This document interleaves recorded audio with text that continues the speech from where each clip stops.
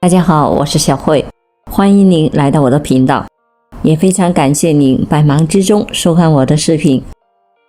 很多老人都说要把钱财紧紧地攥在手里，将来养老用的。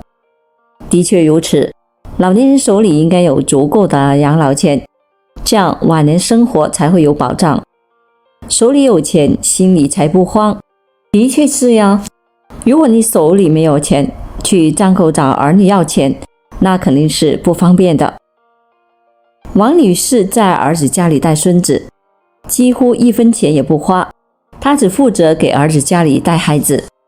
但是她觉得生活越来越不和谐，慢慢的，王女士开始改变了自己，适当的给儿子家里花点钱，她收获了更多的亲情。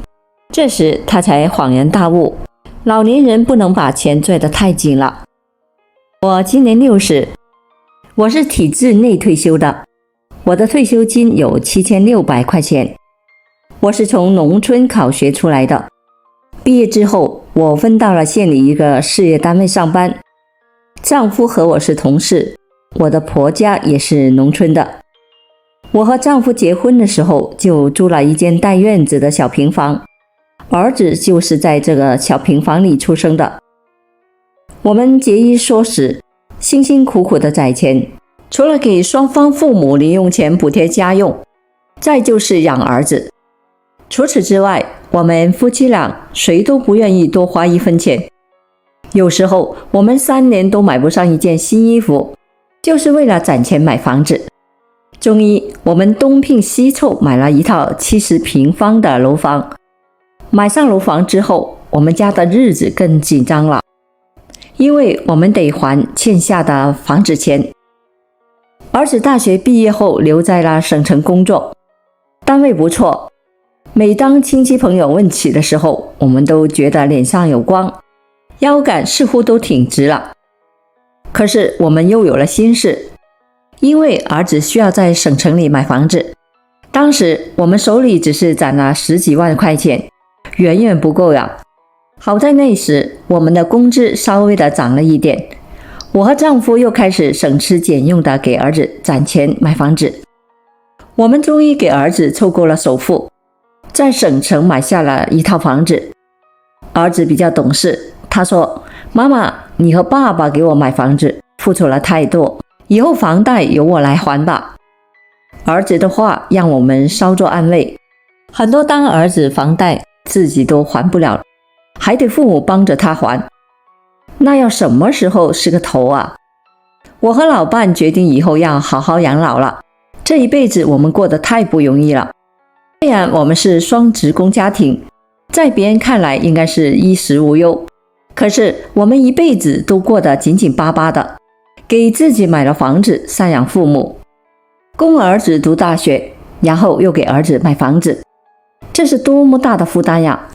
我们终于可以松口气了，我和老伴也开始舍得买件新衣服穿了，我们家的餐桌上也有鸡鸭鱼肉了。那年冬天，我和老伴计划好要去海南过冬，这样省下家里的取暖费。听说在海南租房子也不太贵，我们应该好好的享受一下。儿子把去海南的飞机票都帮我买好了，可是不幸却突然降临了。那天是我们动身去海南的日子，头天晚上的时候，我就把行李收拾好了。我们提前约好了一个出租车，把我们送到市里的机场。我起床后做好了早饭，可是老伴还没有起床。我心想，咱们马上去海南旅行了，你怎么还不早一点起床呀？我过去喊老伴起床的时候，推了他2把，他没有反应。我一下子慌了，这时候我才发现老伴的双眼紧闭，已经没了呼吸。我赶紧拨打了急救电话，当医生赶来的时候，遗憾地说没有必要抢救了。我五雷轰顶，当场就晕倒在地上。很快儿子回来了，他帮着我处理老伴的后事。我感觉天一下塌下来了，我的老伴儿啊，你还没有来得及过上好日子呢，你怎么就走了呢？这些年我们过得紧紧巴巴的，老伴儿根本没有享福。如今我们的日子刚刚好转，他却走了，我天天失魂落魄，根本无法继续的生活下去。那些老姐妹们约我出去玩，我也无心出去。我天天沉浸在失去老伴的悲伤中，儿子和儿媳妇都不放心我一个人在家里，每天都要和我通视频电话，嘱咐我要好好吃饭。可是我哪能吃得下呀？我一见消瘦，老伴走后1个月，我就瘦了10好几斤。儿子曾经让我去他家里生活，但是我可不想去啊。我知道婆媳之间的关系很难相处。再就是我听好多的同事说过，他们在儿子家出钱出力还不讨好，我就没有去儿子家，一直一个人孤单的生活着。后来当儿媳妇生了小孙子之后，我就没有理由不去了。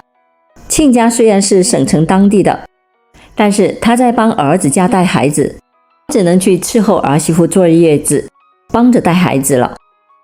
我去省城之前，老姐妹告诉我说，你去儿子家里一定要把你的钱拽紧，不要去出力还出钱，要不你把钱都花光了，等你养老的时候，如果儿子和儿媳妇不孝顺，那你怎么办？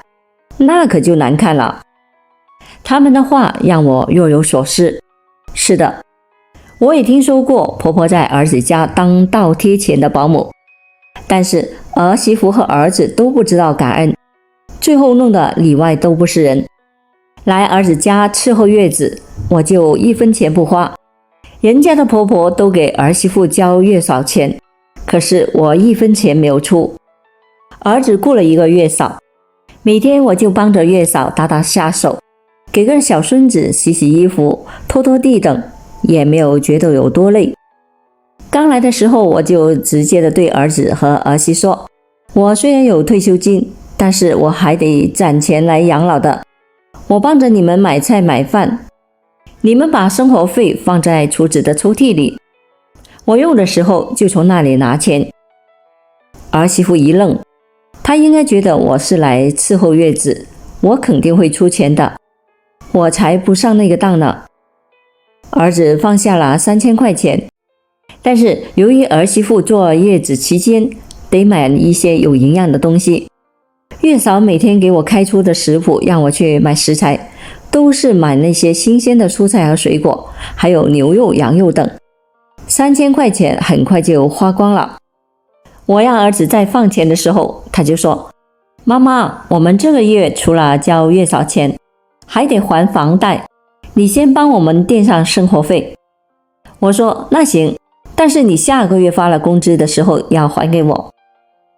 儿子开玩笑地说，妈，你和我们分这么清干嘛？咱们可是亲娘俩呢。我说咱们亲归亲，财归财，经济账还是要分清楚比较好。孙子满月的时候要喝满月酒，亲家是企业退休的，退休金不高，他给了2000元的红包，我想了想也给了2000吧，我不能比亲家多，也不能比他少。我听见亲家和儿媳妇在卧室里悄悄地说，你婆婆的退休金那么高，竟然只给2000红包，也太抠门了吧。儿媳妇说，妈，你不要说了，别让我婆婆听到，她在我们家买菜做饭1分钱都不出呢，别说多给红包了。亲家评价我说，这个婆婆可真会当，真是少见啊。我听了不以为然，我在这里出力就不错了，难道还要我出钱吗？儿子过生日的时候，儿媳妇买回了蛋糕，还买回来了一大束鲜花。我炒了几个菜，儿子说，妈妈，我过生日你不给我发个红包吗？我当时怼他，孩子生日妈的苦日，你应该给我发个红包呢，我干嘛给你发红包啊？这不是倒行孝吗？儿子当时就给我发了200块钱的红包，感谢我的养育之恩。但是他依然发牢骚说，妈，想花你的钱太难了。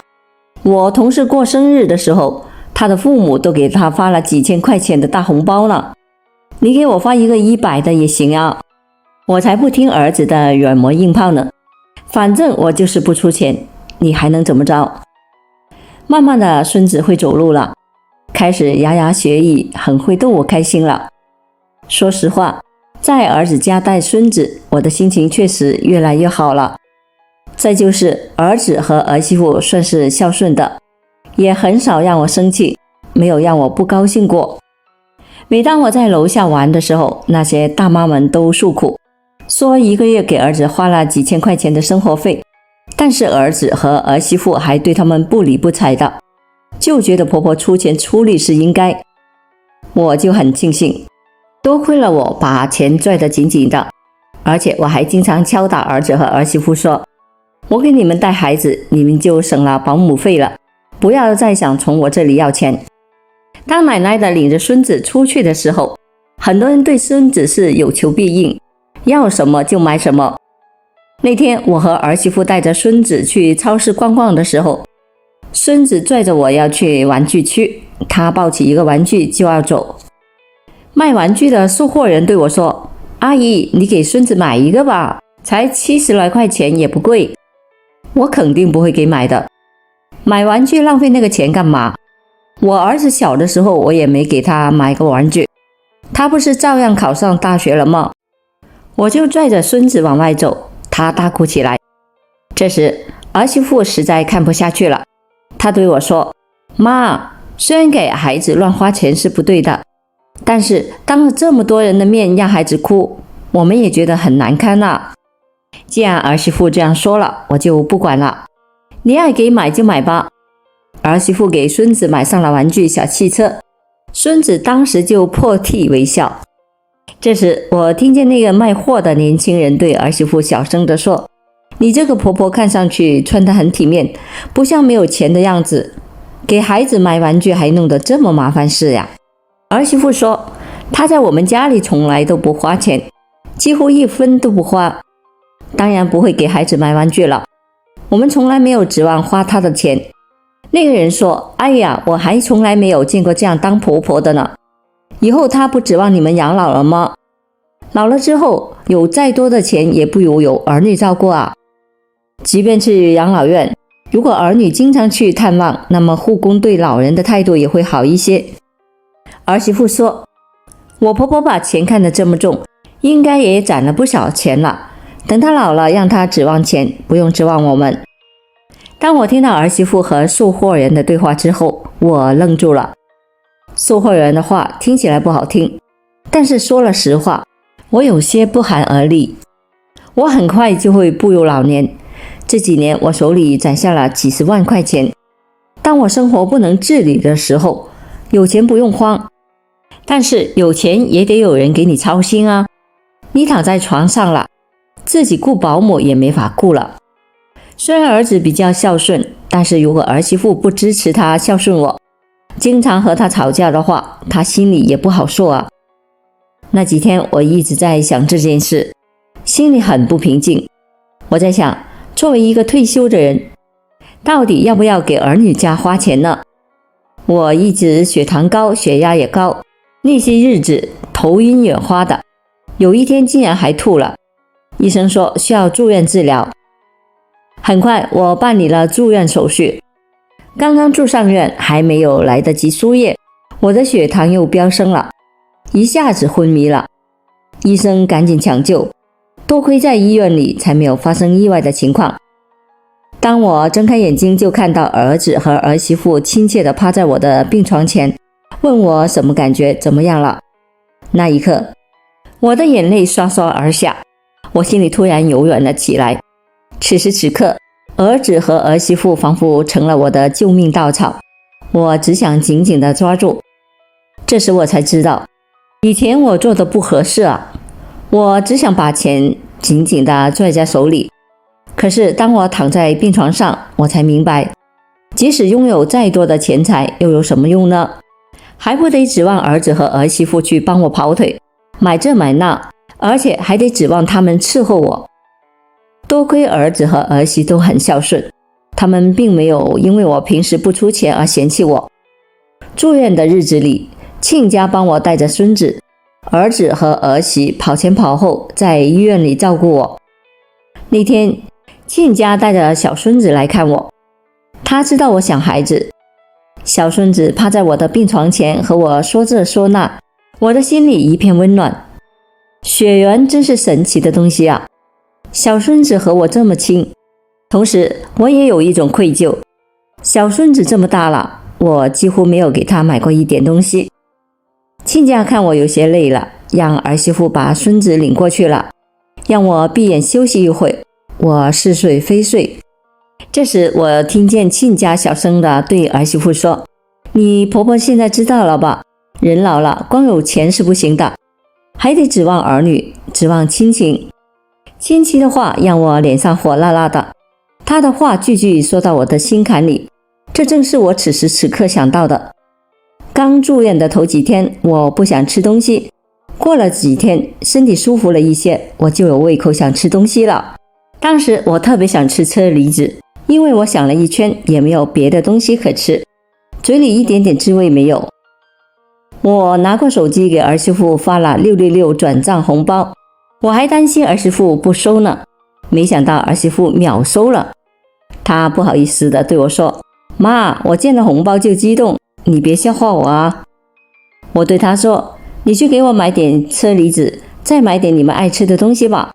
你们在这里一直照顾我，也累得不轻，该吃点好的补充补充身体。”儿媳妇收了我的红包，出去给我买了车厘子，还给我买了山竹等的稀罕水果。她还给儿子买了他喜欢吃的烧鸭。他们坐在病房里吃着烧鸭的样子，我舒心地笑了。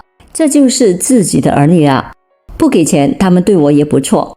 我给他们一点钱，他们就非常的高兴，因为他们感受到了来自母亲的心意。自从儿媳秒收红包之后，我就知道该怎么做了。我不再像以前那样把钱拽得那么紧了。住院期间，为了感谢儿子和儿媳妇对我的照顾，隔几天我就发个红包，他们俩嘻嘻哈哈地争来照顾我，我心里也很高兴。同病房的老太太，她女儿在外地工作，没有办法照顾她，她只得请护工24小时420块钱。她花钱那么多，但是一个人孤零零地躺在病床上，护工有时候对她还爱搭不理的。而我只是偶尔的给儿子和儿媳妇发红包，花不了多少钱，他们却尽心尽力地照顾我。相比之下，我花点钱真的算不了什么。出院后，我会隔三差五的给小孙子买点东西，我会带儿媳妇去买一件衣服，或者我们出去逛街的时候带点水果回来。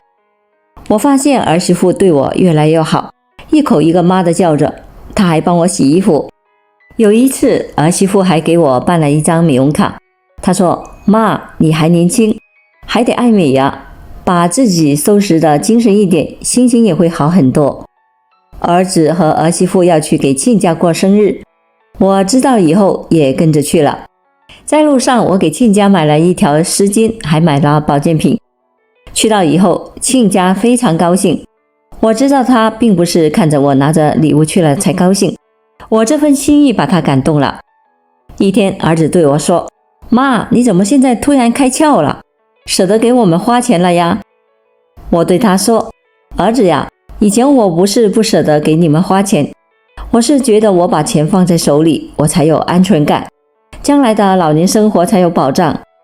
可是自从我生了一场病，我觉得再多的钱也不如你们对我的照顾重要，再多的钱也买不来亲情啊。”儿子点点头说：“妈，其实我们也没有把钱看得太重，不过有的时候花钱不在于多少，它代表的是一种心意。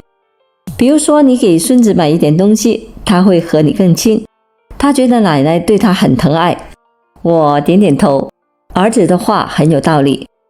虽然我给儿子家花钱，但是我是有限度的。我每个月7600的退休金，我一个月最多拿出2600块钱，其余的5000块钱我会雷打不动的存在银行定期，给我养老用的。每个月我只给儿子家花2600块钱，却让我收获了更多的亲情，让儿子和儿媳妇对我更孝敬，孙子也对我更亲了。我何乐而不为呢？我不再把老本拽得那么紧，我的晚年生活更加幸福了。我花点钱是应该的，老年人把老本拽住是应该的。如果把钱都花给了儿女，以后的养老生活肯定是困难重重。但是我建议老年人可以适当的为儿女们花点钱，对儿女表示一下心意，让他们感受到来自父母的亲情，这样家庭会更加的和睦幸福。好了，朋友们，今天所分享的视频内容就到这里了，非常感谢您的支持和鼓励，我们下期见。